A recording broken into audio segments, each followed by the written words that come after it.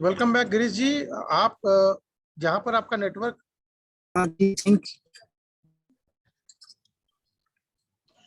Network यहाँ अगर मिला है तो इस जगह पे थोड़ा 15-20 मिनट थोड़ा विराम लीजिए ताकि हम लोग इसको अच्छे तरीके से कर सके, अदरवाइज मूविंग में मुश्किल होगा।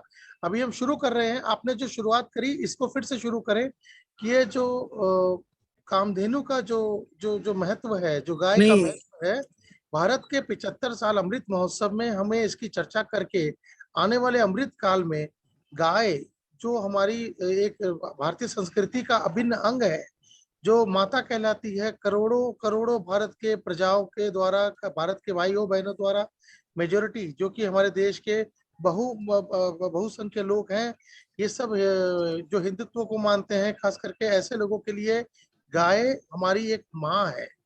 और इसके अलावा गाय के जो उपयोग और क्यों है, आने वाले समय में हमारे देश में गाय की मान्यता को कैसे उसकी जो जो जो जो उचित जगह है, उचित स्थान है, वहां तक पहुंचाया जाए, उसके लिए आपने बहुत कार्य किए हैं। तो हमारे साथ आप जुड़े हैं गिरीश शांगी जी, और आपके साथ अभी श्याम जाजू जी भी जुड़ेंगे, और वल्लभ भाई कटरिया की भी संभावना है, कंफर्मेशन नहीं है। तो क्यों ना हम शुरू करें, श्री गिरीश शांगी जी।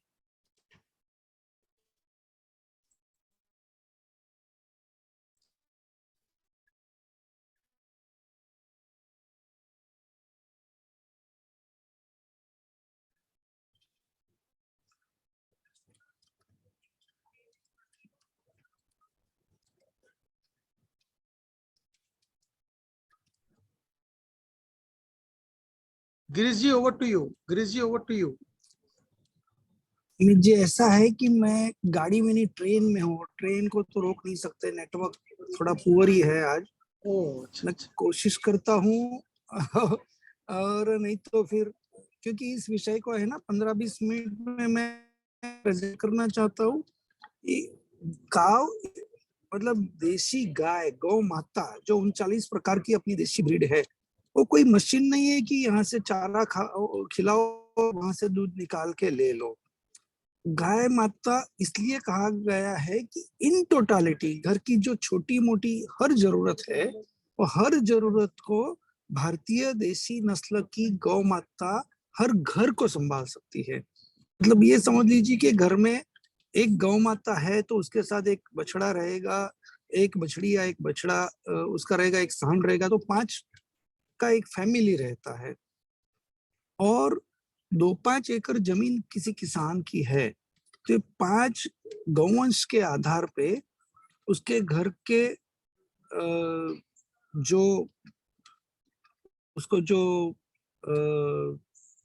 रसोई बनानी है, तो रसोई बनाने की गोबर के कन्ने से लगा के, रसोई बनाने की इंग्रेडिएंट्स से लगा के, घर की लिपाई से लगा के, खेत में जो उनको फर्टिलाइजर चाहिए, और शरीर को स्वास्थ्य के लिए गौमूत्र से लगा के, दूध घी दही, सारी चीजें एक गौ माता देसी नस्ल की दे सकती है। और इसीलिए उसको कामधेनु कहा गया है। हम ऐसे नहीं, ये है कि एवरीथिंग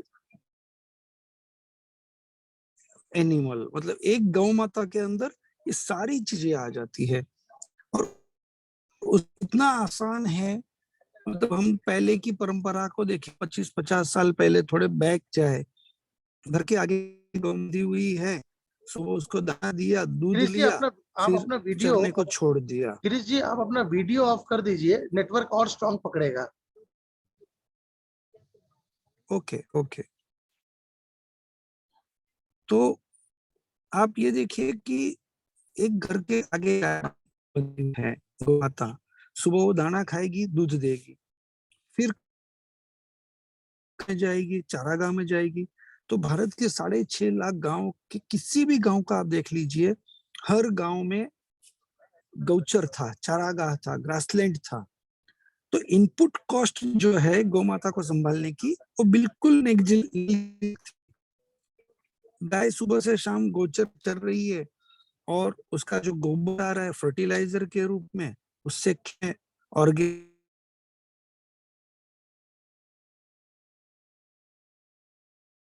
वो ज्वार, बाजरा, मक्का ऐसे ऐसे प्रकार के चारे की थी कि ताकि दाना तो परिवार के लिए काम आ जाए और 4 फुट 5 फुट वो पूरे साल गौ माता के लिए काम आ जाए। तो परस्पर इतना सुंदर मेल जोल था कि अब्जों रुपये करोड़ों रुपये दिए बिना हर घर में गाय पल जाती थी। ये परंपरा को हम कोई गांव के हिसाब से देखते, हर गांव को क्यों सोने की चिड़िया, भारत को क्यों सोने की चिड़िया कहते थे, क्योंकि इनपुट कॉस्ट कुछ थी ही नहीं। ये जो नगर पालिका बन गई तो नगर पालिका की वास्तविक जिम्मेदारी है नल गटर और रास्ते का काम करना, वो नल गटर और रास्ता, उसकी जगह पे बाकी सारी कई चीजें आ गई, लेकिन मूल व्यवस्था जो थी गौचर, तालाब और देसी वृक्ष, इस व्यवस्था को बखूबी से तोड़ा गया। अब देखिए गौचर में अतिक्रमण हो गया, लोगों ने दबाया, सरकार ने दबाया, या इंडस्ट्रीज ये वो सब करके गौचर को खत्म करते गए। उस समय हमने ये नहीं सोचा हम गौचर खत्म कर रहे हैं, इसका मतलब हम गाय का चारा खत्म कर रहे हैं। और गाय का चारा वो बहुत महत्व का इंग्रेडिएंट है। तो इसी तरह से जैसे कि तालाब है, गांव गांव में तालाब थे, बारिश आता था 4 इंच 5 इंच 6 इंच। आज इसराइल को देख लीजिए, 6 इंच बारिश आता है, पूरे भारत को नहीं पूरे दुनिया को फ्रूट एक्सपोर्ट करते हैं। और भारत में 6 इंच बारिश आता है तो हम कहते हैं कि अकाल आ गया है। तो वाटर मैनेजमेंट जो हमारे बुजुर्गों ने 100 साल 200 साल पुराना पहला किया हुआ है, वो पूरा वाटर मैनेजमेंट हम लोग पूरी तरह से चूक गए हैं। तीसरा काम था देसी वृक्ष। आजादी के अमृत महोत्सव के उपलक्ष्य में अभी आप देख रहे होंगे कि जितना भी वृक्षारोपण हो रहा है उसमें आदरणीय प्रधानमंत्री जी ने बरगद, पीपल, ये सारे वृक्ष ऐड कर दिए हैं। इसके पहले क्या होता था, नीलगिरी लग जाती थी, सुबबुल लग जाता था, प्रोसोपिस जुलीफ्लोरा लग जाता था। ये सारे के सारे वृक्ष आए हैं फॉरेन से, देश के कोई वृक्ष नहीं है। तो आज तक जितना वृक्षारोपण हुआ, 1 फुट का खड्डा है, 1 फुट का वृक्ष है, 1 इंच बारिश है, खड्डा वृक्ष सब बह गए। 75 इयर्स में जितना वृक्षारोपण हुआ है, यदि ये वृक्षारोपण सही मायने में होता तो भारत पूरा हरा भरा कब का हो गया होता। लेकिन हमने देसी वृक्षों की तरफ दुर्लक्ष कर दिया, जैसे बरगद, पीपल, इमली, नीम, औदुंबर, कदम, करंज, अर्जुन, समी, बिलीपत्र, ऐसे 16 संस्कार रूपी 16 वृक्ष। भारत का हर नागरिक यदि 16 संस्कार रूपी 16 वृक्ष अपने गांव में लगा देता है, अपने गांव के सभी तालाबों को अच्छी तरह से साफ सुथरा रखता है और तालाबों को पानी आने के जो आव रहते हैं उसको भी साफ सुथरा रखता है, तो इसके लिए बैसाखी की परंपरा थी। बैसाखी के दिन पूरा गांव इकट्ठा होता था और गांव के तालाबों को साफ सुथरे करते थे। उसी तरह से गौचर की सफाई होती थी, गौचर में कोई कांटा न हो जाए, गौचर की बाउंड्री मेंटेन करते थे। ऐसा कहा जाता है कि किसी ने गौचर में अतिक्रमण किया तो उसने ये समझ लो कि अपने परिवार का नष्ट करने का कार्यक्रम शुरू कर दिया। तो गौचर में गाय चरती है, गाय चर के शाम को आके वापस परिवार को दूध देती है, सुबह दूध और गौमूत्र देती है, गोबर दिन भर में देती है। तो इस तरह से एक गाय का परिवार वो पूरे परिवार को, मनुष्य के 5 आदमी 10 आदमी के परिवार को एक गाय का परिवार अच्छी तरह से संभालता था। तो कामधेनु गाय माता, भारत के अंदर 39 प्रकार की जो देसी गौ माता है, भारत का हर परिवार अपने घर के आगे गाय बांधना शुरू कर दे तो आज गौशालाओं की कोई आवश्यकता नहीं रहेगी। भारत का हर परिवार यदि गांव का गौचर सफाई करने का अभियान शुरू कर दे तो गाय के चारे की कोई समस्या नहीं रहेगी। हर परिवार, हर गांव अपने गांव के तालाब, नदी, नाले की सफाई का काम कर दे, गांव के पानी की समस्या खत्म हो जाएगी। इस तरह से गौ माता के सेंटर में गौ माता को बिठा के आसपास के जितने पैरामीटर्स है एक गांव के विकास के लिए, उस सारे के सारे बस गौ माता के आधार पे हो सकते हैं।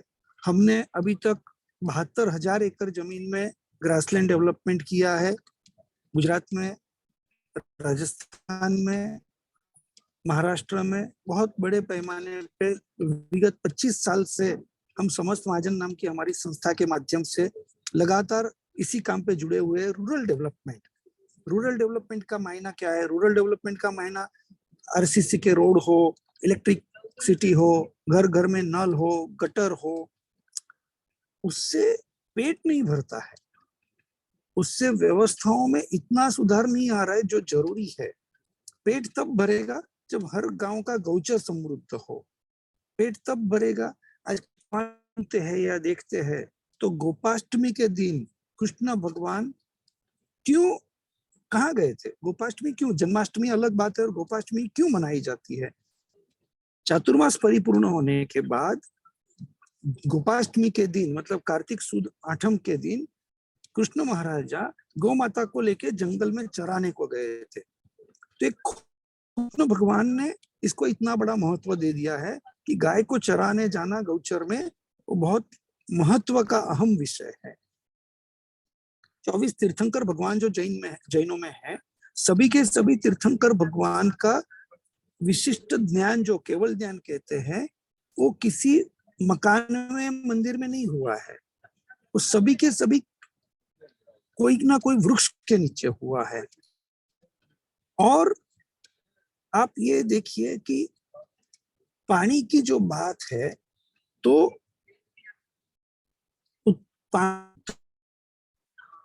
जलमाही उत्तम जलधर, मतलब बारिश का जो पानी है जिसपे सतत सूर्य और चंद्र का प्रकाश पड़ता है, वो तालाब का पानी है। तो गांव गांव, आज भारत के हर गांव में 8 तालाब थे कम से कम। 8 क्यों? तो 8 दिशा का पानी 8 दिशा में संग्रहित हो जाता था। और भारत के हर गांव में 2 गौचर थे, चारा। 2 क्यों? एक चातुर्मास के 4 महीने चलता था जो छोटा सा था, एक 8 महीने, चातुर्मास के बाद 8 महीने चलता था जो बहुत बड़ा गौचर रहता था। सभी पूरे गांव की गौ माताएं वहां पे चरने आती थी। और वृक्ष, तो आज एक देखिए कि हम ये कहते हैं कि एक बरगद लगा दो तो 7 पीढ़ी तक पुण्य मिलेगा। भाई 7 पीढ़ी तक पुण्य कैसे मिलता है? एक बरगद की कम गिरीश से जी, मैं कम आपको 500 साल। गिरीश जी, हाँ मैं जी। जरा सा इसमें एक छोटा सा इंटरसेप्शन करना चाहूंगा। देखिए, आपने जो बातें करी बहुत अच्छा लग रहा है सुनने में, लेकिन जो गाय को जो ट्रिविलाइज करते हैं, उसका एग्जिस्टेंस को, उसके अस्तित्व को, जिन्होंने बहुत ही निचले स्तर तक ले जाते हैं, यहाँ तक कि वो फूड चेन की बात नहीं कर रहा हूँ मैं, यहाँ खाद्य विषयों पर बात नहीं करना चाह रहा हूँ। मैं कह रहा हूँ कि जो गाय के जो इश्यूज आप बता रहे हैं, वो पौराणिक, प्राचीन और बहुत ही ज्यादा काल्पनिक काइंड ऑफ घटनाओं के साथ उनको हम जस्टिफाई कर रहे हैं, ऐसा लोग कहते हैं। तो वैज्ञानिक तौर पर भी गाय की कितनी महत्वता है, और फूड चेन में, और जहाँ तक हम अपने धर्म की बात करें या अपने मान्यताओं की बात करें, संस्कृति की बात करें, अपनी भावनाओं की बात करें, वहां पर भी गाय का कितना महत्व है, और ये क्यों है, इस पे भी थोड़ा सा प्रकाश डालें। जी, जरूर जरूर। ऐसा है कि फूड चेन की पूरी जो परंपरा है, आज आप समझ लीजिए कि 1 लाख करोड़ रुपए से अधिक हमारा केमिकल फर्टिलाइजर का बजट हो चुका है। पेस्टिसाइड का भी बजट इतना बड़ा हो चुका है, और हर खाद्य पदार्थ को हमने जहरीला कर दिया है। आज सिक्किम का एग्जाम्पल देख लीजिए। 2005 में सिक्किम ने तय किया कि पूरा स्टेट ऑर्गेनिक बन जाएगा। 2015 में आदरणीय प्रधानमंत्री खुद जाके सिक्किम को ऑर्गेनिक स्टेट घोषित करके आए। तो गौ माता यदि गांव में है और उसके गोबर से खेती होती है, तो फूड चेन की जो पूरी परंपरा अभी विकलित हो चुकी है, नुकसानदायक हो चुकी है फर्टिलाइजर और पेस्टिसाइड के आधार पे, उसको गो आधारित ऑर्गेनिक फार्मिंग, इस बार के बजट में आदरणीय फाइनेंस मिनिस्टर ने भी ऑर्गेनिक फार्मिंग पे काफी जोर दिया है। लेकिन कुछ छोटे मोटे एग्जाम्पलों से ये काम होना संभव नहीं है। हमें एज ए मॉडल नहीं करना है, हमें एक्चुअली हर गांव में ऑर्गेनिक फार्मिंग को कंपल्सरीली बढ़ावा देना है। और ये नहीं है कि ऑर्गेनिक स्टोर खोलने से ऑर्गेनिक फार्मिंग को बढ़ावा मिलेगा। रूट्स पे, बेस पे गौ माता का गोबर ही खेती में यूज हो तो ही देश का स्वास्थ्य सुधर सकेगा।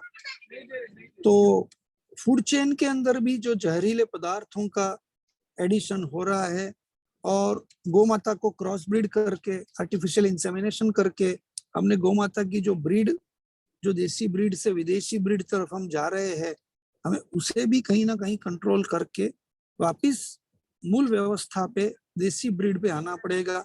उसी का गोबर फूड चेन को सुधारने के लिए काम आ सकता है। ये जो विदेशी ब्रीड का गोबर है, ये किसी तरह से हमारी खेती को सुधार नहीं पा रहा है, सुधार नहीं सकता है। तो मैं मानता हूं कि इस तरह से हम गौ माता की, मतलब गाय एक पवित्र है और पूजनीय है। वो सिर्फ पुराण में कहा है इसलिए पूजनीय ऐसा नहीं, उसका हर बिंदु, हर चीज इतनी पवित्र थी, इतनी उपयोगी थी, जन उपयोगी थी हर चीज, इसीलिए उसको पूजनीय कहा था। ऐसा हुआ कि गाय में 33 कोटि देवी देवता है, तो लक्ष्मी जी रह गए और भागते भागते आए कि मैं रह गई, मैं कहाँ जाऊं। तो उसने कहा कि भाई तुम, अभी मेरे पास कुछ नहीं बचा है, गोबर में आ जाओ। तो फिर गोमय वस्ते लक्ष्मी, ये वहां से शुरू हुआ। आज गोबर का वैल्यू इस तरह से आर्थिक रूप से उसको लक्ष्मी के रूप में किया गिना जा रहा है। तो गोबर आज खाद में डालो, खेत में डालो, मतलब उसका कमर्शियल इनकम, आप कमर्शियल हिसाब गिनो तो कितना बड़ा हिसाब हो जाता है।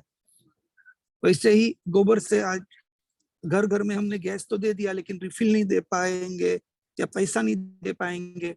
उस जगह उसके घर में गाय है और उसी के गोबर के कन्ने से वो रसोई बना रहा है, तो भी आर्थिक समृद्धि में एक बढ़ावा आता है। मतलब इनपुट कॉस्ट कोई भी लेवल पे कम होती है तो एक तरह से आर्थिक समृद्धि की तरफ आगे बढ़ते हैं।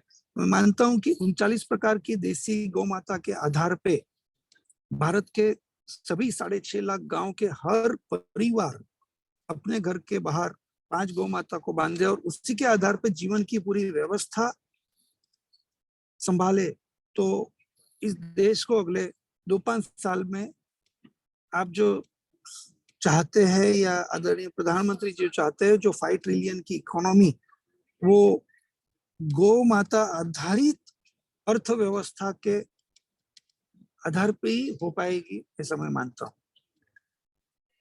क्या गौ के इन ये जो फायदे आपने बताए गाय के, उसको क्या हम किसी और प्राणी या डोमेस्टिक एनिमल ये जो हैं उनके साथ क्या हम उनकी तुलना कर सकते हैं? हम इसकी तुलना किसी अन्य पशु या पक्षियों के साथ इसलिए नहीं कर सकते हैं, मैंने पहले ही कहा था कि इन टोटालिटी जो सपोर्ट गाय का मिलता है, कोई पशु में से गोबर मिलेगा तो दूध नहीं मिलेगा, कोई में से फर्टिलाइजर की जो वैल्यू है एक गौ माता की जितनी नहीं होगी।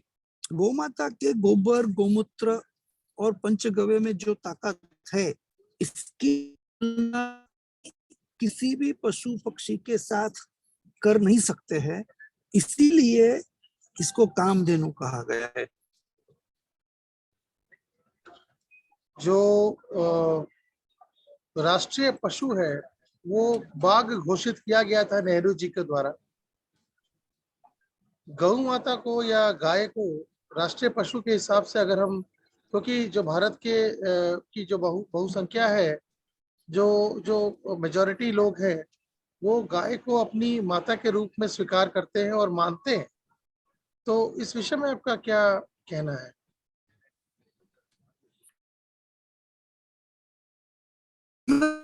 एक तरफ हमको ये देखना होगा कि आज किसी पशु या पक्षी को राष्ट्रीय घोषित करने से उसकी सुरक्षा या उसकी जन जन में आस्था बढ़ा सकते हैं या नहीं बढ़ा सकते हैं। गाय को राष्ट्रीय, गौ माता को राष्ट्रीय पशु घोषित करने की बहुत तेजी से कई सालों से मांग चल रही है, और इसमें कोई दो राय नहीं है कि इतना इस गौ माता के अंदर इतनी पवित्रता, इतनी जबरदस्त शक्ति है। तो इसमें सरकार को देर क्यों लग रही है, ये तो मेरी समझ में नहीं आ रहा है।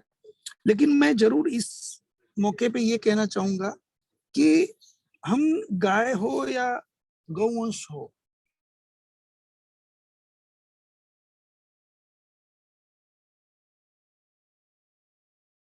को या एक पशु को जब एक्सपोर्ट करते हैं तो हम ये समझते हैं, हमें ये समझना होगा कि हम 5-10 किलो गोबर रोज का, तो साल का 3600 किलो गोबर, मतलब जब हम काटते हैं तो हम 1 एकड़ एक्सपोर्ट देते हैं। तो गौ माता को राष्ट्रीय माता घोषित करके उसको पूरा सम्मान, मतलब ये कोई मांगने की भी चीज नहीं होनी चाहिए। ये तो सरकार ने स्वयंभू होकर घोषित कर देना कि भाई गाय को, इसको जैसे राष्ट्रीय पक्षी मोर घोषित कर दिया गया है ये। और एक्चुअली सभी जो देशी ब्रीड है 39 प्रकार की, अभी तो कुछ संशोधन होके 40-50 तक पहुंच गए लोग, क्योंकि छोटे छोटे कस्बे या एरिया वाइज भी गौ माता एकदम अलग सी हो जाती है। तो उस एरिया की हवा, उस एरिया का पानी, उस एरिया का जियोलॉजिकल स्ट्रक्चर, उस हिसाब से गौ माता में प्लस माइनस सुधार आता है। हमारे यहाँ तो गाय मतलब सिर्फ गिर की गाय या सिर्फ साहिवाल की गाय या सिर्फ थरपारकर की गाय, ऐसा नहीं है। जो गौ माता जिस विस्तार की विशेष हो, यहाँ पे हर 12 माइल पे बोली बदलते थे, भाषा बदलती थी, इतना वैविध्यता का ये देश है। इस देश को यदि कोई एक सूत्र से, एक चैनल से बांधना हो तो मुझे लगता है गौ माता ये बहुत बड़ा सेंट्रल और यूनिक है कि उसी के पवित्रता को चिन्हित करते हुए पूरे देश में उसकी सुरक्षा करना वो बहुत ही आवश्यक है। जो गाय होती हैं इनका आइडेंटिफिकेशन ये बड़ा इम्पोर्टेंट है। बंगाल में जो ये नियम कानून पारित है, जहां पर हर गाय की एक आईडी होनी अनिवार्य है, क्योंकि यहाँ से बांग्लादेश में काफी स्मगलिंग होने की बातें जो हैं आए दिन अखबारों में हम देखते हैं या सुनते हैं।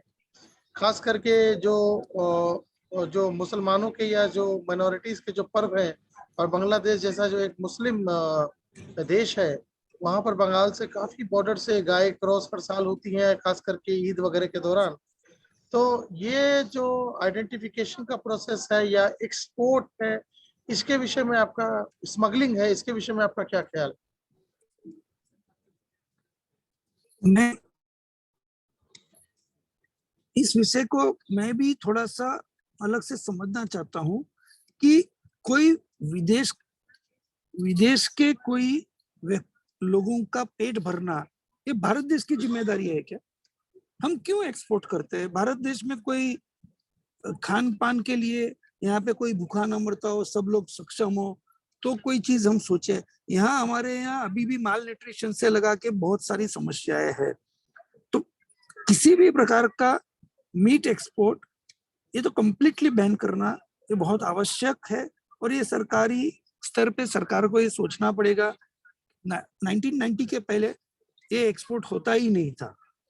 जब हमारे फॉरेक्स एकदम कम हो गया, उस समय मीट एक्सपोर्ट से बहुत अच्छा पैसा आएगा ये सोच के साथ ये एक्सपोर्ट शुरू हुआ। तो मैं भारत सरकार से अभी निवेदन करना चाहता हूँ कि अपना फॉरेक्स तो अभी बहुत इनफ हो चुका है, तो हर प्रकार का exports of any kettles, any animals और एनी मीट, मुझे लगता है उसको तत्काल प्रभाव से बैन कर देना चाहिए, क्योंकि वो कटिंग, स्लॉटरिंग बंद होगा तो ही गोबर बढ़ेगा, और गोबर बढ़ेगा तो हमारी केमिकल फर्टिलाइजर की आवश्यकता घटेगी, और केमिकल फर्टिलाइजर की आवश्यकता घटेगी तो ही खेत हमारे जो है वो बहुत समृद्ध बनेंगे। तो मेरा भारत सरकार से आप यही एनिमल निवेदन। वेलफेयर बोर्ड के भी मेंबर हैं, एनिमल वेलफेयर बोर्ड के मेंबर जी हैं। और मेरी एक बार कुछ दिनों साल डेढ़ साल पहले ही animal welfare board, animal husbandry department के सेक्रेटरी से बात हो रही थी, श्री अतुल चतुर्वेदी जी। उनका कहना था कि भारत सरकार अब इस पे खास करके और दबाव, मतलब ये इस चीज को बहुत गंभीरता से ले रही है कि किस तरह से एक्सपोर्ट्स बढ़ाया जाए, क्योंकि ये रेवेन्यू का एक बहुत बड़ा मीट एक्सपोर्ट्स, खास करके जो एनिमल हस्बेंड्री के जो एक्सपोर्ट्स है, ये बहुत बड़ा एक फिशरीज, इन चीजों का जो एक्सपोर्ट है, ये बहुत बड़ा रेवेन्यू का साधन बन चुका है। तो आप तो वेलफेयर बोर्ड के भी मेंबर हैं, आप तो उल्टी बात जो है थोड़ी अलग है इस विषय में।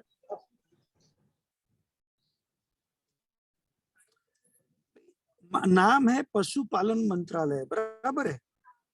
तो पशुपालन और मत्स्य पालन में मारने की बात कहाँ से आती है? तो कहीं कहीं डिफरेंस आ रहा है।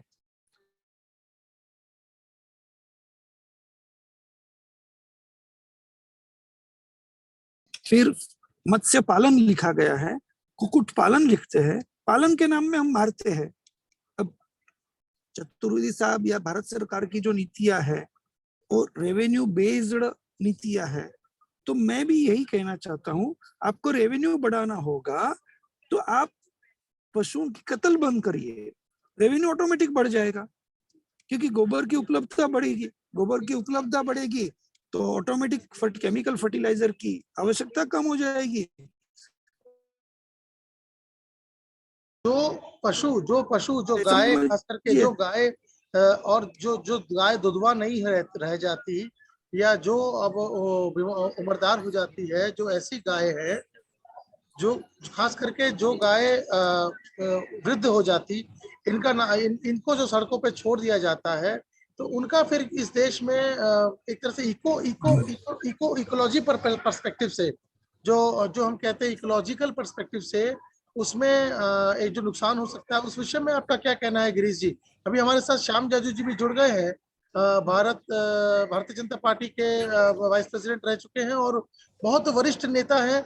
हो सकता है कि कल पशुपालन मंत्रालय इनके पास ही चला जाए, तो आज बहुत हमें खुशी है कि ऐसा आदमी हमारे साथ जुड़ गया। तो गिरीश जी का अभी ट्रेन में बैठे हैं, इसलिए गिरीश जी का मैंने वीडियो ऑफ करवाया है। गिरीश जी एक बार जरा वीडियो ऑन कर लीजिए ताकि हम लोग रूबरू तीनों एक साथ हो सके। जय श्री राम। जय श्री राम। तो अभी मैं इनसे श्याम प्रश्न जी ये को मैं पूछा, नहीं देख पा रहा हूँ। श्याम जी मैं गिरीश जी से ये प्रश्न कर रहा था कि पशुपालन जी मंत्रालय जो है, आप कहते हैं कि एक्सपोर्ट ऑफ मीट को बंद कर दिया जाए, और पशुपालन मंत्रालय के जो सचिव रहे अतुल चतुर्वेदी जी, मेरी उनसे साल भर पहले मुलाकात हुई, तो उन्होंने मुझे बोला कि भारत सरकार की आज ये प्राथमिकता और गंभीरता से लिया जा रहा है, प्राथमिकताओं में एक बिजनेस का जो ऑप्शन है, फॉरेन एक्सचेंज का ऑप्शन है, वो है मीट एक्सपोर्ट्स और फिशरी, मत्स्य पालन। तो इसमें इनका कहना है कि पालन के साथ में हत्या को जोड़ने का क्या मंतव्य हो सकता है, और क्या इसका जस्टिफिकेशन है, ये उनकी समझ से परे है। आपका इस विषय में क्या कहना है श्याम जी? ऐसा है, कोई भी सरकार इस विषय का बेसिक तुरंत निर्णय करने की स्थिति में रहेगी ऐसा मुझे लगता नहीं। सरकार, मैंने अभी कोरोना के पीरियड में देखा था, जब लॉकडाउन धीरे धीरे खत्म करने के लिए कहा तो हमारी दिल्ली सरकार ने सबसे पहले नशाबंदी वाला शराबों की दुकानें खोली। क्यों? तो सरकार का इनकम उस पर डिपेंडेंट है। इस मुद्दे को जो अपने सांघी जी ने कहा है, मैं नहीं समझता कि केवल इनकम पॉइंट ऑफ व्यू से देखना चाहिए, परंतु आज विदेश का आप एक्सपोर्ट बंद करोगे, अपने देश में जो नॉनवेज खाने वाले उनका क्या करेंगे? तो मुझे लगता है कि ये इस प्रोसेस को एकदम कोई तो भी ड्रास्टिक डिसीजन करने की स्थिति रहेगी नहीं। निश्चित रूप से इसको स्टेप बाय स्टेप कोई दिशा तय करके स्ट्रेटेजी बनाकर इसके निर्णय करने पड़ेंगे। तो मुझे लगता है कि इससे पर तुरंत हमारा कोई ओपिनियन वन साइडेड लेने के बजाय, हाँ समस्या जरूर है, ये पशु हत्या बंद होनी चाहिए, गो हत्या का रोकनी चाहिए, और ये गायों का संरक्षण होना चाहिए। ये सब बातों में किसी का दो मत होने की कोई जरूरत नहीं है। जहां तक सरकार का पॉलिसी का भाग है, उस विषय में थोड़ा सोच कर ही बोलना पड़ेगा। ये जो काउ स्लॉटर है ये तो बैन है, मैक्सिमम जगहों पर काउ स्लॉटर बैन है।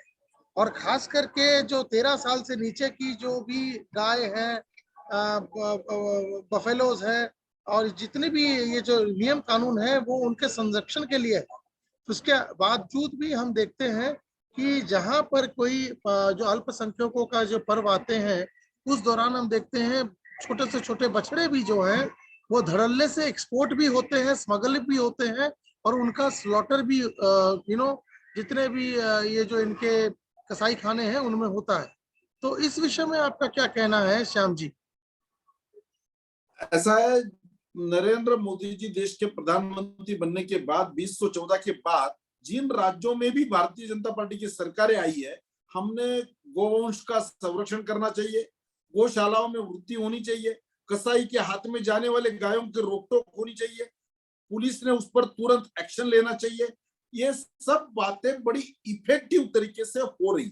पहले कानून था क्या? नहीं था। कानून था, उसका एग्जीक्यूशन नहीं हो रहा था। उसका एग्जीक्यूशन करने का हिम्मत अधिकारियों में इस सरकार के कारण आई है।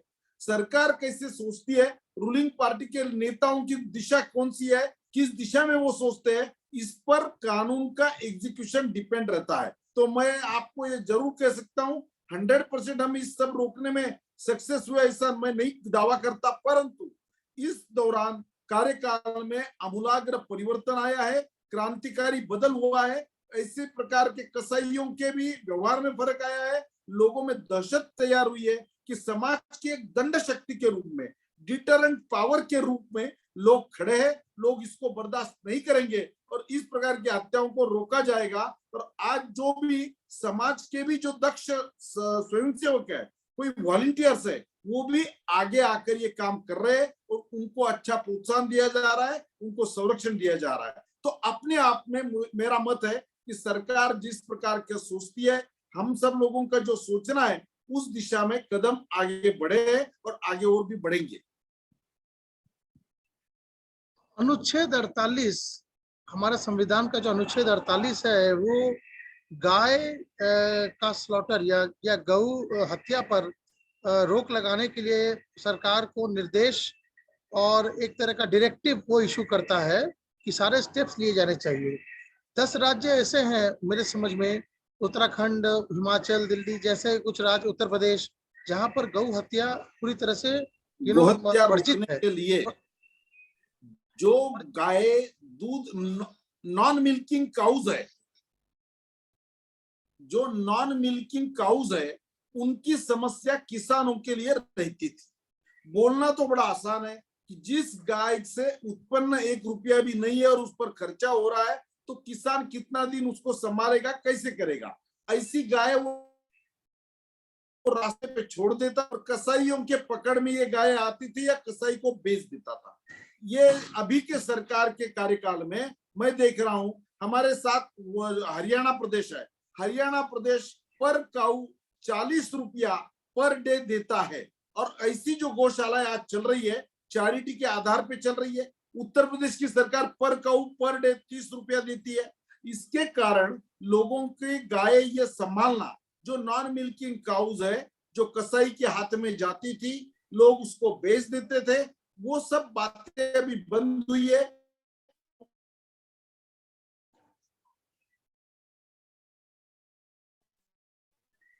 जो हमारी छोड़ी हुई गाय हम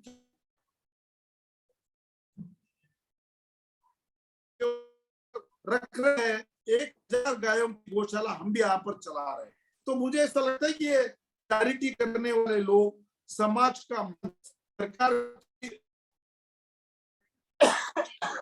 श्याम जी, करीबन 10 राज्य ऐसे हैं जो कि आज भी पूरी तरह से जिन्होंने खुला छोड़ रखा है, बंगाल, गोवा, अरुणाचल, ऐसे राज्य, केरल, अरुणाचल, खास करके ये जो केरल, अरुणाचल जैसे, केरल और बंगाल जैसे जो बड़े राज्य हैं, और खास करके ये बॉर्डरिंग राज्य है, केरल भी और बंगाल भी, खास करके बंगाल जहाँ से बांग्लादेश का बॉर्डर भी है, और ऐसे राज्यों में, और 7 सिस्टर्स ऑफ नॉर्थ ईस्ट, क्योंकि ये जो राज्य है नॉर्थ ईस्ट के पूर्वांचल के, और ये जो हम उत्तर पूर्वी राज्य बोलते हैं, ये खास करके माइनॉरिटीज के साथ में भी काफी उनकी मेजोरिटी है, क्रिश्चियन कम्युनिटी की, बुद्धिज्म की वगैरह की। तो यहाँ पर काउ स्लैटर अभी भी बैन बिल्कुल भी नहीं है। बंगाल जैसे राज्य में जो कि इतना बड़ा राज्य है, वहां भी बैन नहीं है। इस विषय में आपका क्या कहना है कि ये आधा अधूरा ये जो नियम कानून है, ये ऐसे कब तक चलेगा? ऐसा है, पशुपालन और एनिमल हस्बेंड्री डिपार्टमेंट ये राज्य सरकार के पोजीशन में है। केंद्र सरकार केवल एक आध नोटिफिकेशन निकालकर रेजोल्यूशन कर इसमें परिवर्तन नहीं ला सकता। पश्चिम बंगाल ये बॉर्डर का स्टेट है, वहां कैसे इसकी निर्यात होती थी, इसके पहले क्या आंकड़े थे, वो सब हम लोग जानते हैं। कि समय रिस्पॉन्ड नहीं करेगी तब तक इस मामले को लोगों के माध्यम से जन जागृति करके, प्रबोधन करके, कानून अपने हाथ में लेकर जो बातें करनी संभव है वो तो हमें करनी चाहिए। पर जहां तक केरल सरकार और वेस्ट बंगाल सरकार, इनका डायरेक्टली इस सब बातों के लिए जिस प्रकार की उदासीनता है, इसका ही कारण है वहां पर ये सब बातों का अभी भी चलन है और ये बढ़ रहा है। जो लोग गाय के महत्व को पौराणित्व, प्राचीनता, काल्पनिक घटनाओं, इन सब चीजों के साथ में हमारे mythology, ancient issues, imaginations and unnecessary emotional issues के साथ जोड़ते। और जो भारत की मेजोरिटी है, इसमें गाय की मान्यता माता के साथ जोड़ी जाती है, माँ के साथ। हम इसको माँ मानते हैं। क्यों मानते हैं? इसलिए मानते हैं क्योंकि उसके जो हमारे देश में जो आज की बात नहीं है, हमारे धर्म के अनुसार, हमारे हिंदू धर्म के अनुसार भी इसका महत्व जो है आदिकाल से अमृत के साथ जोड़ा जाता है। दुधवा गाय बोला जाता है। इसके रहने से उन्नति होती है, शांति मिलती है घर में। और ये सिर्फ देती है, लेती कुछ नहीं।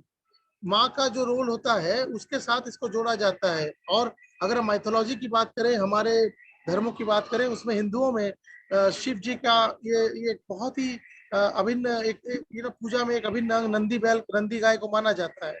तो ऐसे भावनात्मक इशू के साथ में भी भारत सरकार को सोचना चाहिए कि भारत में आज की डेट में एक ह्यूज माइनॉरिटी है, एक जो आज से 75 साल पहले शायद नहीं थी। आज देश में 20-22-25 करोड़ माइनॉरिटी, अल्पसंख्यक लोग हैं।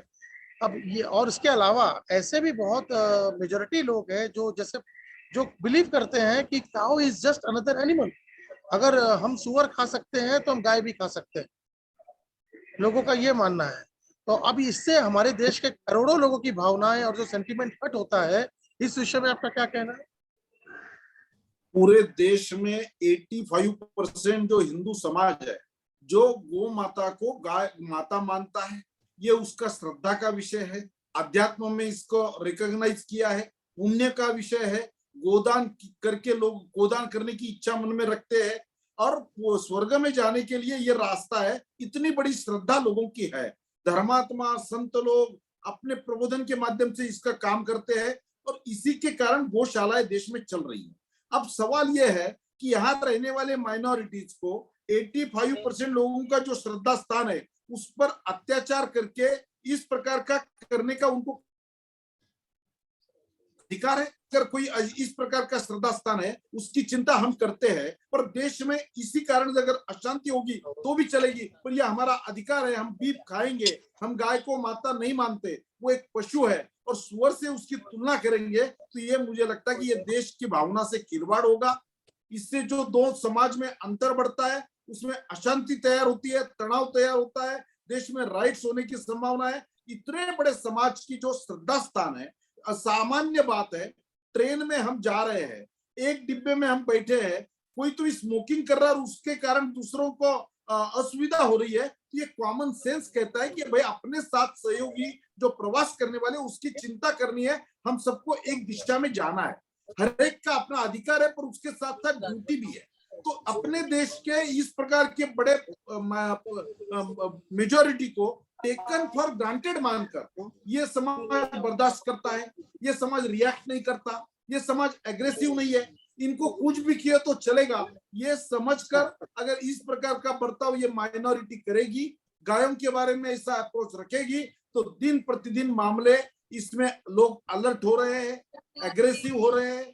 हमारी भावनाओं से खिलवाड़ नहीं चलेगा और सरकार भी इसको समर्थन दे रही है। तो मुझे ऐसा लगता है कि देश में अशांति का बहुत बड़ा कारण ये गायों का, इस प्रकार के गायों के प्रति देखने का इनका जो रवैया है, ये माइनॉरिटीज कम्युनिटी का, इसके कारण होगा। इसको ज्यादा से ज्यादा अशांति होने के बाद, कोई प्रॉब्लम होने के बाद, एक आध बड़ा हॉट टॉपिक होने के बाद उसको सॉल्यूशन का रास्ता ढूंढने के बजाय पहले ही देश की जनता को इसके बारे में चिंतन करना चाहिए।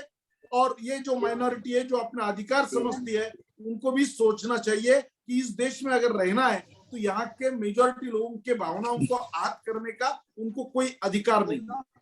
आर्टिकल अनुच्छेद 19 संविधान का अनुच्छेद 19 कहता है freedom of expression. Freedom of expression यानी कि अपने मंतव्य और अपने जो भावनाएं हैं उनको हम खुले से कहीं भी रख सकते हैं, बट वो फ्रीडम रिस्पॉन्सिबिलिटी के साथ, यानी कि दायित्व के साथ आपको दिया गया है। आप उस फ्रीडम या उस स्वाधीनता का गलत उपयोग करके किसी और व्यक्ति को, अपने किसी और देश के किसी और नागरिक को या फिर मेजोरिटी को अगर आप किसी भी तरह से मेंटली, फिजिकली अनॉय या हैरेस या टॉर्चर कर रहे हैं, या जिससे उसका उत्पीड़न हो रहा है मानसिक तौर पर भी, भावनात्मक तौर पर भी, तो वो हमारा संविधान अलाउ नहीं करता है। ये बहुत क्लियरली और बहुत ही साफ मायनों में सुप्रीम कोर्ट की भी जजमेंट है और ये लिखा हुआ है। तो अगर मेरी भावनाएं इससे पीड़ित हो रही है, मेरे देश के 80-90% लोगों की भावनाएं अगर पीड़ित हो रही है, उत्पीड़ित हो रही है, भावनाओं को ठेस पहुंचती है, तो इस विषय में चर्चा की आवश्यकता कहाँ आ रही है? मेरी समझ से ये परे है। निश्चित रूप से जब तक कानून केवल अस्तित्व में है, इसलिए देश नहीं चलता है। कानून का डर भी चाहिए, कानून की दहशत भी चाहिए और कानून इंप्लीमेंट करने की क्षमता भी चाहिए। ये सब बातें जब तक समाज में आती है, केवल कानून है इसलिए समाज नहीं चलता है कि कानून का ये प्रावधान है। कानून का इस प्रकार का एक दहशत जब तक तैयार नहीं होती, समाज में कानून का पालन का व्यवहार नहीं होता। हम सादा व्यवहार में डेली देखते हैं, जब तक सिग्नल के पास पुलिस नहीं है तो सिग्नल लोगों को तोड़ने की मानसिकता होती है। उसको डर चाहिए, दंड चाहिए, उसको वहां कोई तो भी आदमी देख रहा है, ऑब्जर्व कर रहा है, मॉनिटर कर रहा है और इसकी पनिशमेंट मुझे मिलेगी, इसका खामियाजा भुगतना पड़ेगा। ये जब तक नहीं होगा तब तक आदमी कानून नहीं पालन करता। मुझे लगता है ये माहौल बनाना पड़ेगा और ये माहौल बनाने में सबकी भूमिका इसमें आती है। हिंदू समाज को, गायों के प्रति श्रद्धा रखने वालों को टेकन फॉर ग्रांटेड मानने के दिन अब खत्म हो चुके हैं। गिरीश सांघी जी, आप एनिमल वेलफेयर बोर्ड के मेंबर हैं, आपका इस विषय में क्या ख्याल है कि ये जो काउ स्लॉटर है, ये हमारे देश में हर राज्य में सिर्फ बैन ही नहीं बल्कि इसको हमें बहुत कड़े तरीके पे लागू भी करना पड़ेगा।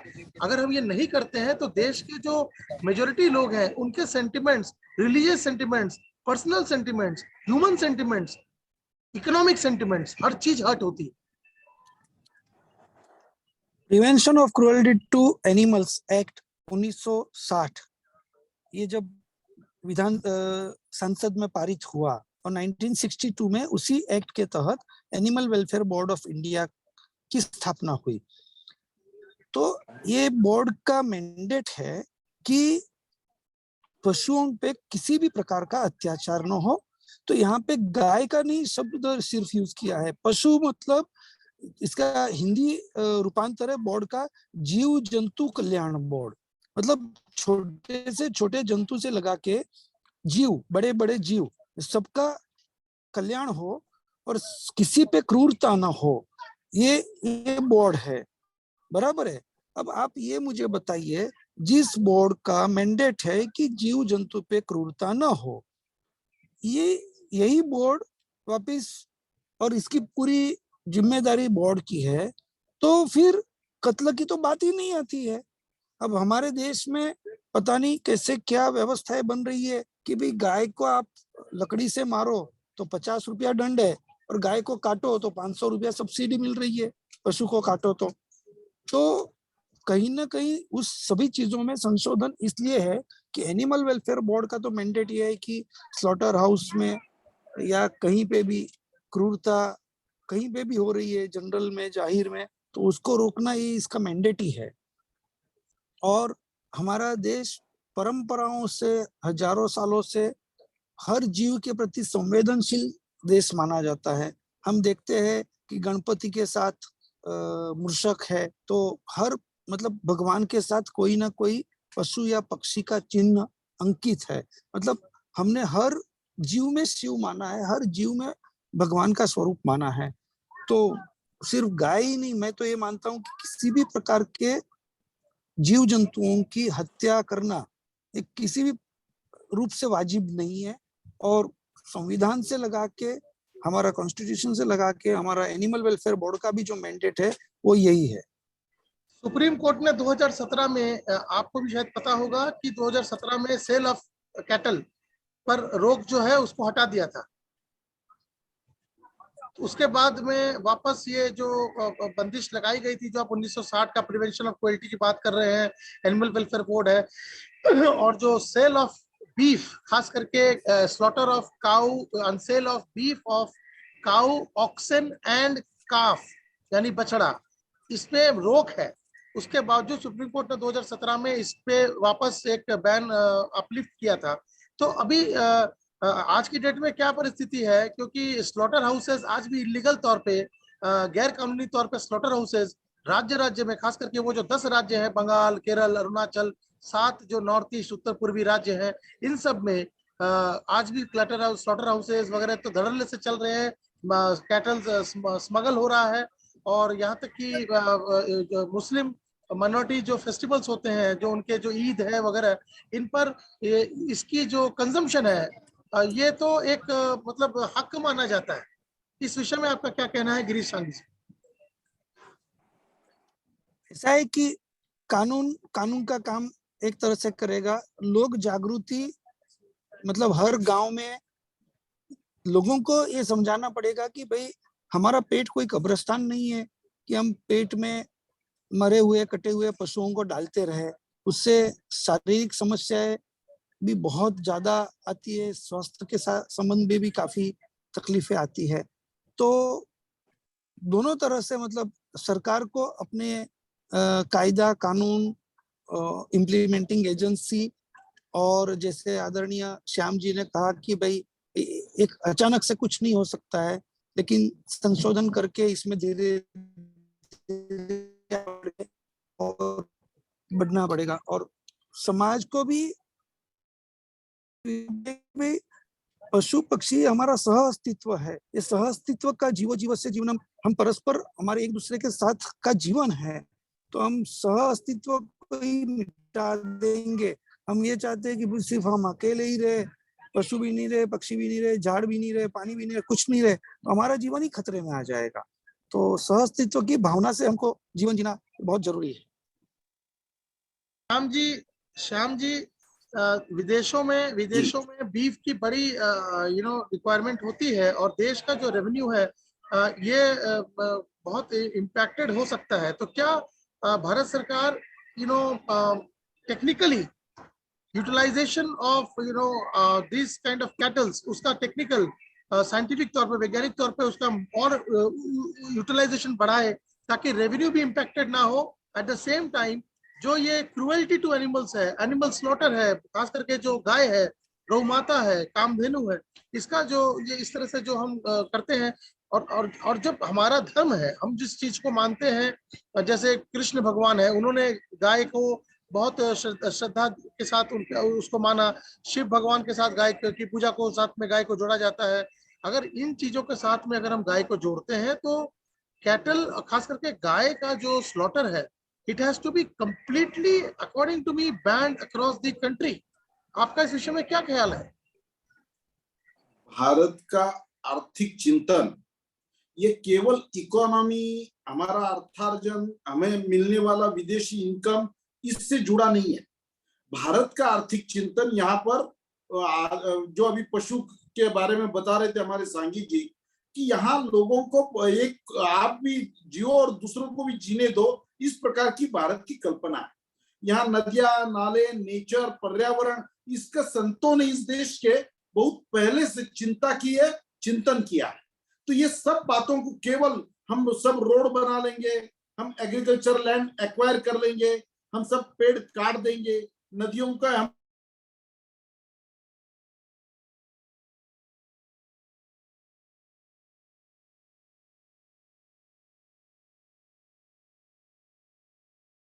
भी हम इसके सिवाय कल्पना कर नहीं सकते। तो मुझे ऐसा लगता है कि यही हमारे पशु के प्रेम के बारे में हर प्राणी को कहीं ना कहीं अध्यात्म में जोड़ा है, हमने हमारे भगवान की कल्पना में जोड़ा है, हम पूजा शास्त्र से जोड़ा है।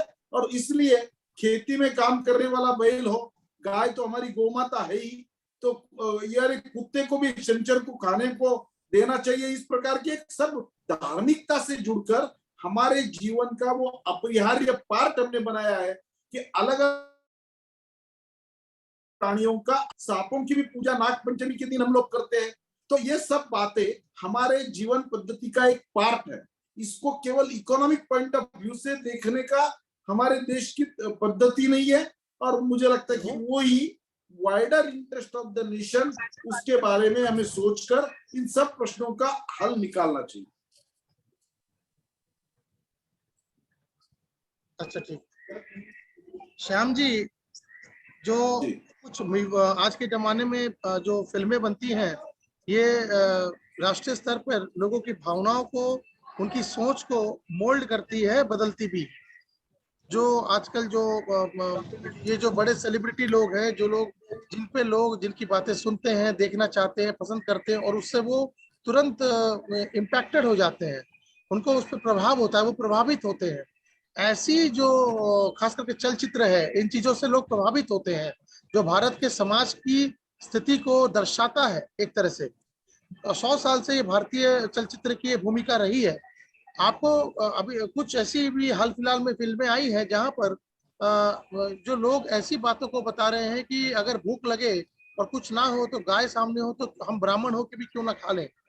ऐसी बातों को क्या हमें चलचित्र के माध्यम से इस तरह की चीजों को दिखाना चाहिए, क्योंकि इससे भी तो बहुत आदमी को, लोगों को तकलीफ हो सकती है और सेंटिमेंट्स हर्ट हो सकते हैं। नहीं, इसलिए ये देश लोकतंत्र का देश है, ये सही है, पर अपने साथ जो रहते हैं, जो व्यवहार करते हैं, उनकी भावनाओं का खिलवाड़ करने का अपने को किसी ने अधिकार नहीं दिया है। फिल्मों का अपना समाज में एक विशेष रोल है। Social media, film, print media, इन सब बातों को, इसीलिए फिल्मों के लिए सेंसर बोर्ड की कल्पना रहती है कि जिसके कारण आप मन मर्जी कुछ भी बताओ लोगों के सामने और लोगों के भावना को आहत करो, इसका अधिकार फिल्म निर्माताओं को भी नहीं है। तो मुझे ऐसा लगता है कि सब आखिर जिसके कारण समाज शांति और अमन से चलने में कोई संकट तैयार होता है, ऐसी सब बातों की चिंता फिल्म वालों को भी करनी चाहिए, मीडिया वालों को भी करनी चाहिए और सोशल मीडिया वालों को भी करनी चाहिए। तो उसमें इसका पार्ट आता है, केवल अपना आर्थिक पार्ट पूरा करने के लिए वही टारगेट रखकर कोई अगर छोटे मन से इस प्रकार के काम करते तो उन पर भी प्रतिबंध लाना अपना काम है। और धीरे धीरे जैसे जैसे जागृति बढ़ेगी, लोग अपना अमल करेंगे और अपने सत्संग विवेक बुद्धि के अनुसार इन पर जब अपने आप बाइकआउट होने लगेगा तो लोग अपने आप, ये फिल्म के डायरेक्टर हो और प्रोड्यूसर हो, आर्टिस्ट हो, इनको भी इसके बारे में सोचना पड़ेगा, ऐसा मुझे लगता है। आज गिरीश जी, आप एनिमल वेलफेयर बोर्ड के साथ जुड़े हुए हैं एज ए सदस्य। एक हाल फिलहाल में जो एक फिल्म आई, उसका नाम है पीलीभीत, जो कि जिसमें दर्शाया जा रहा है जो मेन जो पात्र हैं, जो मुख्य पात्र हैं, वो इसमें कह रहे हैं एक दूसरे से कि खाना चाहे कुछ भी खाएं, तो मल जब हम त्यागते हैं तो मल में कोई पार्थक्य नहीं होता, वो भले ही हम गाय खाएं या भले ही हम सुअर खाएं। अब इस तरह के तथ्यों को क्या हमारे इंफॉर्मेशन ब्रॉडकास्टिंग मिनिस्ट्री को रेगुलेट नहीं करना चाहिए? फिल्मों का मुख्यत्वे काम होता है समाज को पथदर्शक बनना। पूरी फिल्म इंडस्ट्री की ये जिम्मेदारी बनती है कि समाज अच्छा बने, समाज बेहतरीन बने। अनफॉर्चुनेटली कि पिछले कई सालों से फिल्म देख के समाज में बुराइयां बढ़ने की परंपराएं बढ़ रही है, क्योंकि सारी बदमाशी, सारी तोड़फोड़, सारी मारामारी, इतने दुनिया भर की अलग अलग प्रकार की ये चीजें कैमरा ऑन करिए, फिल्मों में देख के फिल्म ऐसे अलग अलग फिल्म देख के ही मतलब कुल मिला के लोग थोड़ा सा गलत रास्ते पे जाने का या गलत सोचने का शुरू करते हैं। तो मुझे तो लगता है कि मैं पूरी फिल्म इंडस्ट्री को तो यही निवेदन करना चाहूंगा कि फिल्म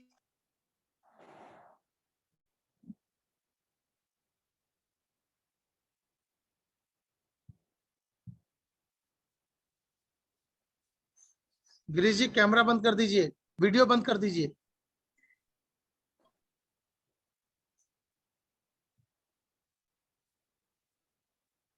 गिरीश जी वीडियो बंद कर दीजिए। उन्होंने लिया ही नहीं या नहीं लिया है। गिरीश जी आप पहले वीडियो बंद करिए, आपका पूरा वक्तव्य कट गया। आप फिल्म इंडस्ट्री से क्या निवेदन करना चाहेंगे? यदि मैं पशु के ऊपर क्रूरता नहीं बताई हो, आप लेकिन वीडियो बंद कर शब्दों दीजिए, में वीडियो क्रूरता बंद करिए, हो, वीडियो बंद करिए पहले। हाँ अब अपना शब्दों वक्तव्य में रखिए। क्रूरता हो। मैं कल एनिमल वेलफेयर बोर्ड में चेक करवाऊंगा जिस फिल्म का आप जिक्र कर रहे हैं। कोई भी फिल्म सेंसर से तभी पास होती है जब उसमें एनएचटी हो, तो एनिमल वेलफेयर बोर्ड से उसको सर्टिफाई कराना पड़ता है। हर 72 घंटे में जितनी भी फिल्म या जितनी भी एड्स है उसका हम लोग स्क्रीनिंग करके चेक करते हैं कि उसमें पशुओं पे कोई क्रूरता हुई है या नहीं हुई है। लेकिन ये जो फिल्म आप कह रहे हैं मेरे संज्ञान में नहीं आ रहा है, तो मैं कल चेक करके देखूंगा कि ये तो क्या है कि फिल्म पे, इस फिल्म में शायद पशु पे क्रूरता नहीं बताई हो, लेकिन शब्दों से क्रूरता बताई है। तो नहीं इसमें भी फिल्म इंडस्ट्री को तो ये जो समाज मेरी जो समझ है क्रूरता जो है ये नहीं प्रूव करी जा सकेगी, क्योंकि ये कह रहे हैं कि अगर हम भूखे मर रहे हैं जंगल में, तो अगर हमारे पास गाय है, मैं मुसलमान होकर सुअर खा सकता हूं, तो तुम ब्राह्मण होकर गाय खा लो, क्योंकि उसने नील गाय मारी थी जो कि एक हिरण की कैटेगरी में आता है एज पर दी वाइल्ड लाइफ एक्ट। जो जो नील गाय होती है वो वाइल्ड लाइफ एक्ट में एक हिरण की पशु तालिका में आता है। तो उसको एक ब्राह्मण को बोला जाता है कि अगर तुम भूखे हो और तुम्हारे पास कोई और साधन ना हो, तो क्या तुम गाय नहीं खा लोगे? मैं तो सुअर खा लूंगा। तो मेरे समझ में ये क्रुएल्टी या फिर एक बर्बरता की परिभाषा में शायद ना आए, लेकिन इससे मेरे सेंटिमेंट्स हट होते हैं, क्योंकि अगर मैं भूखा हूं और मैं ब्राह्मण भी हूं और मैं हिंदुत्व मानता हूं, तब भी अगर मैं भूखा हूं और मैं मर भी जाऊं कल मैं जंगल में अपनी माँ के साथ हूं, तो क्या मैं अपनी माँ को खा लूंगा? क्योंकि गाय तो मेरी माता है। क्या मैं भूखा मरना पसंद करूंगा?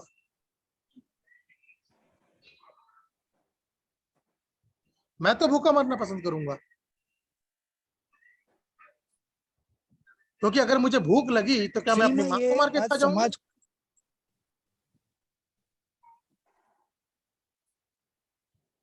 या फिर इसका मतलब ये हुआ को कि हम ढोंग, या फिर इसका मतलब ये हुआ कि हम सदियों से ढोंग रचा रहे हैं, ढोंग रचा रहे हैं, गाय को माता बोल के हम अपना कोई मतलब सिद्ध कर रहे हैं? ऐसा तो नहीं है। हम मन से मानते हैं, मैं तो मानता हूँ, श्याम जी शायद मानते हैं, आप मानते हैं कि जंगल में पत्ते नहीं है, पत्ते खा के हम नहीं जी सकते हैं, हमें गाय खानी जरूरी है।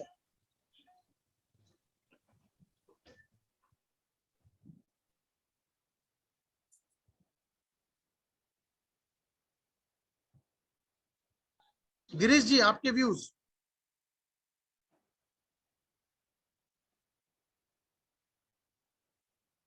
श्याम जी आप इस विषय में क्या कहना चाहेंगे? नहीं, हेलो, इसलिए किसी को भी इस प्रकार की सोच से दूसरों की भावना को आहत करने का अधिकार नहीं है, बोलने में करे या व्यवहार में करे। इसलिए मुझे ऐसा लगता है कि इसी सब बातों पे प्रतिबंध लगाना चाहिए, और सेंसर बोर्ड ने लोगों के अस्मिता का, श्रद्धा का विषय जो है उसके बारे में ओवर कॉशियस होकर ऐसे फिल्मों के, ऐसे डायलॉग और ऐसे मैसेज देने के जो बातें होती है उस पर प्रतिबंध करना चाहिए। मैं ये भी अभी हम चर्चा कर रहे थे, हालांकि अब हम समय से आगे निकल गए, लेकिन हम एक चर्चा कर रहे थे कि क्यों ना हम जो घरेलू पशु हैं उनकी तालिका में गाय को, अगर हम जंगली पशुओं में बाघ को अपना राष्ट्रीय पशु घोषित करके बैठे हैं नेहरू जी ने, और उस पर हमने संरक्षण करके आज 1000 से 3000 कर लिया, वैसे ही गाय के संरक्षण के लिए और गाय की गरिमा को, अस्मिता के लिए, भारत के लोगों की भावनाओं के लिए क्यों ना घरेलू पशुओं की तालिका में गाय को भी राष्ट्रीय पशु घोषित किया जाए।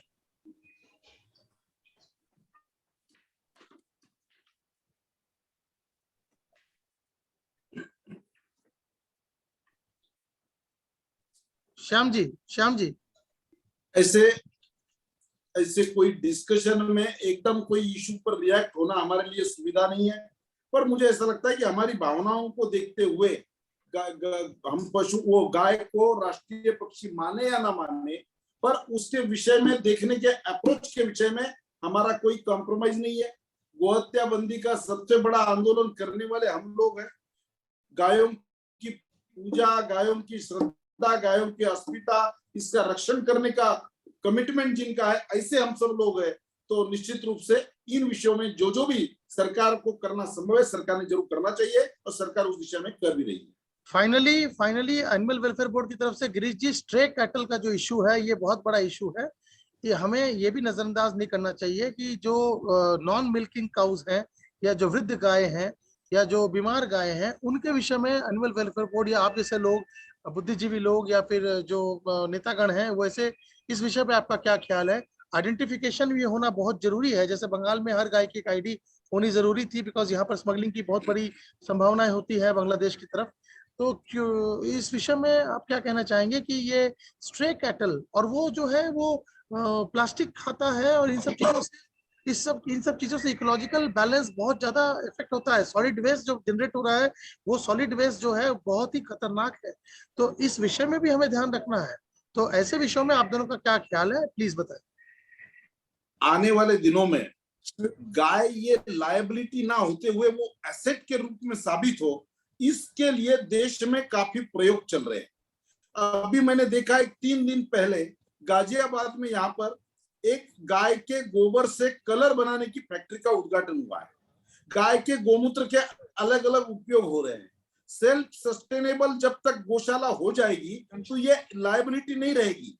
केवल चैरिटी के आधार पर, केवल CSR फंडों के आधार पर, केवल लोगों के मानसिकता पर ये डिपेंड नहीं रहेगा। जब ये बिजनेस इकोनॉमिकल प्रॉफिटेबल हो जाएगा तो सेल्फ सस्टेन गौशालाएं बनेगी। और मुझे ऐसा लगता है कि आने वाले गोमूत्र पर भी काफी अभी रिसर्च संशोधन चल रहा है कि इसका हम क्या कर सकते हैं। ऑर्गेनिक खेती में इस गाय का गोबर का हम उपयोग कैसे कर सकते हैं। और दिन प्रतिदिन दूध ये तो एक पार्ट है, उसके साथ साथ सो मेनी गाय के कंडे बन रहे हैं, गैस बन रहे हैं, या उसके कारण इनकम अर्न हो रही है। ये सब बातों का मिला जुला कर असर देश में इसमें बहुत ही अग्रक्रम से ये सब काम हो रहे हैं। घरों को पेंट इसका देने से, पेंट का तो अपना विशेष महत्व है, उसके साथ साथ वहां की हवा शुद्ध हो रही है। ये सब बातें का बहुत अच्छा चिंतन एक पॉजिटिव दिशा में जा रहा है। और मुझे ऐसा लगता है जिस दिन ये बात क्लियर हो जाएगी तो गाय ये लायबिलिटी नहीं रहेगी, कोई उसको काटने नहीं देगा और निश्चित रूप से वो एक एसेट के रूप में साबित होकर इकोनॉमी में वो अच्छा योगदान दे सकती है। हर गांव में जो गोचर है वो आज तक गोचर खाली नहीं है। हमारे सांगी जी जो जुड़े हैं उनके मूवमेंट का वो पार्ट है कि भाई गायों का जो अधिकार था वो गोचर वो आपने कैसे ऑक्यूपाई कर लिया, वो उनको देना चाहिए। तो ये सब बातें धीरे धीरे लोगों के मन में आ रही है और इसमें जैसे जैसे जागृति होगी लोग आगे बढ़ेंगे। सेल्फ सस्टेनेबल गौशाला ये इसमें सबसे बड़ा मास्टर इसका उपाय है, मास्टर सॉल्यूशन है। एनिमल वेलफेयर बोर्ड को भी हमारी तरफ से एक सुझाव है कि भाई हमें नहीं लगता कि गाय से ज्यादा प्राकृतिक, जो प्रकृति के साथ मिली और जो सम्मिलित होके मानवता को जो सिर्फ देती है और मानवता के जो उत्थान का कार्य जो प्राणी करता है, वो मेरे समझ में गाय से ऊपर कोई नहीं। शायद यही कारण है कि हम इसको माता का स्थान देते हैं। जैसे हमारे देश को हमने भारत माता का स्थान दिया है, वैसे गाय भी हमारी माता है। अगर हमें अपने देश से प्रेम है तो हमें गाय से भी प्रेम होना चाहिए। जय हिंद, नमस्कार।